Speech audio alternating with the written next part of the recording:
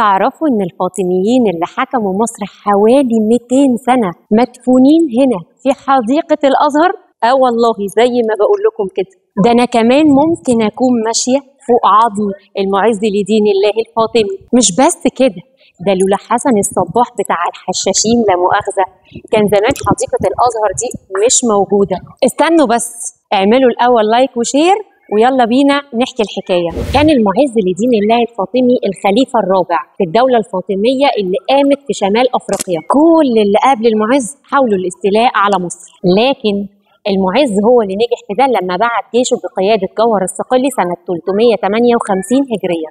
وبعد 4 سنين وصل المعز لدين الله الفاطمي القاهرة وقعد في القصر الشرقي الكبير اللي بناه جوهر الصقلي للخليفة. المعز بقى لما جه كان جايب معاه رفاة الخلفاء اللي حكموا قبل منه ودفنهم في مقبرة عظيمة جدا بناها قدام القصر وسماها تربة الزعفران، وهو وأهله كل اللي هيجي من بعده هيدفنوا فيها ما عدا الحاكم بأمر الله، لأنه طلع المقطم ومرجعش لحد النهاردة. تربة الزعفران دي بقى فضلت مئات السنين لغاية ما جه واحد من مماليك السلطان الظاهر برقوق اسمه جهاركس الخليلي. كان جهاركس عاوز يبني خان جوه القاهرة وملقاش أحسن من مكان تربة الزعفران، فقام نابش التربة ومطلع عظم الفاطميين وعمل الخان بتاعه اللي هو النهاردة خان الخليلي. عمك جهاركس لما خد عظم الفاطميين وداه فين بقى؟ رماه في كيمان البرقية، وكيمان دي جاية من كوم وهي تلال من التراب والأحجار عملها الحاكم بأمر الله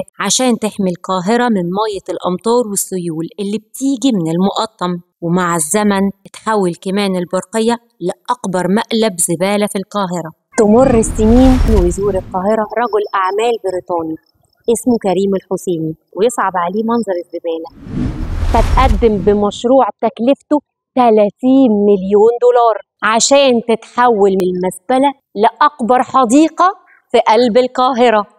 بس الحقيقة إن كريم الحسيني ده مش رجل أعمال صاحب ثروة بس، ده الأغا خان الرابع. وحكاية الأغا خان دي هتودينا لحسن الصباح بتاع الحشاشين واللي كان موجود في القاهرة آخر أيام الخليفة الفاطمي المستنصر بالله، بس قعدته ما طولتش أكتر من 18 شهر ورجع بعدها على إيران.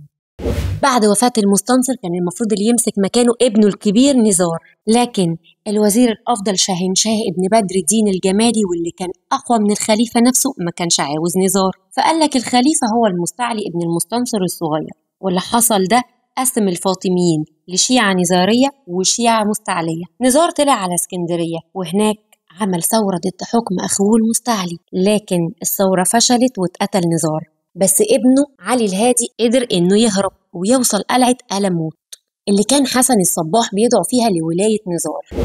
وفي ألموت بقى علي الهادي هو الإمام الجديد ودخل مرحلة الستر، وطبعا الوحيد اللي هيقابله وينقل عنه ويعرف مكانه في الستر هو حسن الصباح. تمر السنين وإمام يجي ورا إمام والمستور يخرج للنور، فلما جه الإمام رقم 46 في ترتيب أئمة الشيعة النزارية خد لقب الأغا خان الأول لغاية ما وصلنا حاليا للأغا خان الرابع اللي هو كريم الحسيني، مؤسس ورئيس شبكة الأغا خان للتنمية، وهي نفسها المؤسسة اللي مولت مشروع حديقة الأزهر وشاركت كمان في ترميم آثار إسلامية كتير في القاهرة. وكده خلص فيديو النهاردة، بس لسه في حكايات كتير من مصر، بلد الحكايات اللي ما بتخلصش. اعملوا لايك وشير واستنوني في حكاية جديدة.